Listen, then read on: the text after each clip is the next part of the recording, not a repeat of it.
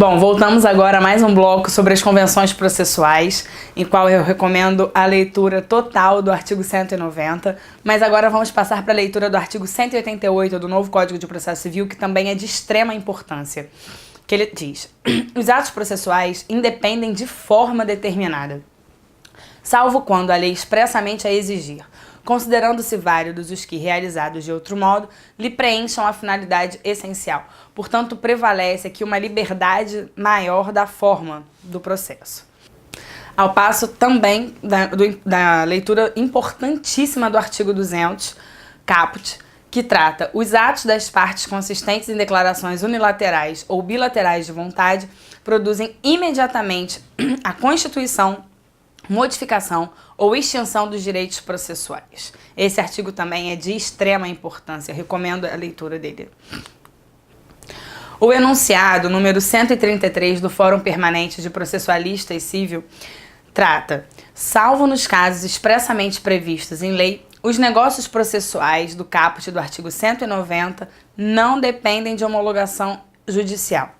Portanto, são casos expressamente previstos em leis, que não dependem de homologação judicial. Portanto, a regra é: dependem de homologação judicial. O enunciado 260 ainda aduz: a homologação pelo juiz da convenção processual, quando prevista em lei, corresponde a uma condição de eficácia do negócio. Portanto, a regra é que é necessário a homologação judicial para que a convenção processual tenha sua eficácia. Nesse ponto, eu costumo dizer que o novo Código de Processo Civil ele foi além. Por que ele foi além? Porque ele traz agora como uma nova forma de fonte do direito processual a vontade. A vontade agora, portanto, ela é uma nova forma de fonte processual, fonte do direito processual. Temos ainda a inovação do artigo 190, o qual é tema do nosso trabalho todo hoje, da nossa conversa toda hoje. O artigo 190, ele permite a adoção, portanto, de negócios processuais, ao prever que é lícito às partes plenamente capazes, vejam os requisitos, partes plenamente capazes, estimular mudanças no procedimento para ajustá-lo às especificidades da causa e convencionar sobre os seus ônus, poderes, faculdades e deveres processuais antes ou durante o processo. Percebam então que esse artigo 190 é de extrema importância e ele pode ser chamado, como já está sendo chamado, de cláusula geral de negociação processual. Por que geral, Paula? Porque ele tem uma amplitude que nós ainda, operadores do direito, ainda não temos noção total dessa amplitude, dos efeitos que isso vai gerar, que vão vir à tona agora a partir do dia 18 de março.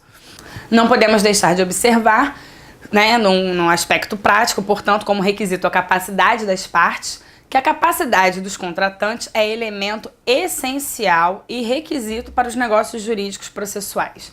Isto porque, na falta da capacidade, deduz-se vício na manifestação da vontade, que é um pressuposto de validade do contrato, conforme já é sabido por vocês. No entanto, ao tratarmos dessa parte de capacidade, plenamente capazes, temos que aduzir alguns questionamentos quanto às partes. Como, por exemplo, como ficaria a questão das prerrogativas da Defensoria Pública e do Ministério Público?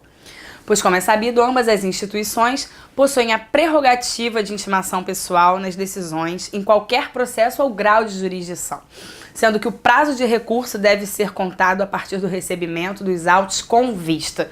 Como ficariam essas prerrogativas? Além disso, o Ministério Público goza de prazo em dobro para manifestar-se nos autos, que terá início a partir da sua intimação pessoal, conforme artigo 180 do novo Código, e a Defensoria Pública gozará de prazo em dobro para todas as suas manifestações processuais, artigo 186 do novo Código de Processo Civil. Questões essas, portanto, pendentes de resposta, sendo necessário que se aguarde, portanto, a vigência do novo Código para sabermos qual será a sua real aplicação. Ainda sobre as partes, recomendo fortemente a leitura do artigo 139, inciso 6, do novo Código de Processo Civil, o qual apresenta uma flexibilização do procedimento pelo juiz. É possível dilatar oficiosamente os prazos processuais e alterar a ordem da produção de provas. No entanto, para a aplicação desse artigo, deve-se respeitar o disposto no artigo 10 do CPC de 2015, nos termos do qual o juiz deve previamente ouvir as partes, respeitando fielmente o princípio do contraditório. Bom, conforme já falado durante toda a nossa conversa, não podemos dizer que o nosso sistema processual ele adota integralmente a liberdade das formas, mas também percebemos que ele não observa a rigidez absoluta. A flexibilização procedimental, embora não seja a regra, tal como não deve ser, é sempre desejável que coadune melhor o processo ao caso concreto. Desse modo, pode ser conceituado como um sistema misto, que, ainda que tendente à rigidez, isto é, a lei federal em que pese dispor largamente sobre as regras procedimentais, não esgota o tema e tampouco veda em absoluto alterações de forma. O direito brasileiro permite a prática de atos decisórios do juiz ou dispositivos, propensos à flexibilização do procedimento abstratamente previsto em lei, com o escopo de mais bem atender aos interesses em questão. Voltamos aqui para o artigo 139.6, que eu pedi para que você lesse. Vamos ler juntos agora. O juiz dirigirá o processo conforme as disposições desse Código, incumbindo-lhe dilatar os prazos processuais e alterar a ordem de produção dos meios de prova, adequando-os à necessidade do conflito de modo a conferir maior efetividade à tutela do direito. Agora nós estamos tratando do juiz, né? Do juiz na questão da convenção processual. Temos a leitura do artigo 10, que diz que o juiz não pode decidir em grau algum de jurisdição com base em fundamento a respeito do qual não se tenha dado às partes oportunidade de manifestar, ainda que se trate de matéria sobre a qual deva decidir de ofício. Bom, evidentemente, como tudo que é novo, há apreensão, expectativa e principalmente diversas dúvidas sobre a operacionalização dessa prática desses novos artigos. Outro questionamento ainda seria acerca dos limites das partes na celebração das convenções processuais do artigo 190. Quais seriam esses limites? Poderiam elas dispor sobre poderes e deveres do órgão jurisdicional? Questão essa que nós verificaremos agora. Leonardo Greco, um famoso jurista processualista, ele faz alusão a um núcleo duro de princípios e garantias que configura a ordem pública processual, permitindo que os litigantes disponham livremente sobre a marcha do processo, desde que respeitem esse mínimo irredutível. As regras de ordem pública representam, portanto, um obstáculo à autonomia da vontade das partes em todos os ramos do direito, inclusive no processo. As convenções atinentes ao processo e ao procedimento, seja para descartar o uso da jurisdição, seja para dispor de direito processual, precisam coadunar-se com a ordem pública processual para alcançarem a eficácia que buscam. Portanto, elas esbarram nas regras de ordem pública. Então, a liberdade das formas tem um limite também para isso. Não se pode acordar tudo no processo, não. Por exemplo, nos contratos processuais, são vedados, por conseguinte, se violarem os princípios, tais como o devido processo legal, que acarreta na previsibilidade do procedimento alcançando a segurança jurídica, o contraditório, a ampla defesa, a busca da verdade, o juiz natural, a celeridade.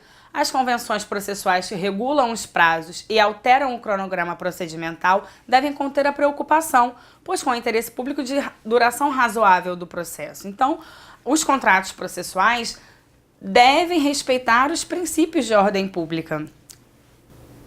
Alguns exemplos da extrapolação do direito de flexibilização dos prazos são a suspensão do processo por tempo excessivo, a modificação injustificada da data de audiência ou a fixação de prazo diferente previsto em lei que impõe ao processo uma paralisação desarrazoada. Desse modo, os pactos estabelecidos pelas partes devem respeitar, portanto, o interesse público, consubstanciado na preservação da independência e imparcialidade do juiz. Por fim, podemos afirmar que são vedadas as convenções processuais que têm por objetivo a chamada relativização da coisa julgada, isto é, que permitam um novo julgamento de questão soberanamente julgada, uma vez que afetam um interesse público maior da preservação da segurança jurídica e, consequentemente, da paz social. Também acreditamos que não são possíveis os acordos processuais com o objetivo de alteração do prazo para a propositura da ação rescisória, porque, da mesma forma, culminaria por afetar a segurança jurídica. Bem, meus amigos, estes foram alguns aspectos que eu tentei trazer para que nós pudéssemos conversar mais sobre esse tema agora que traz essa inovação do artigo 190 do novo Código de Processo Civil. Muito obrigada e até mais!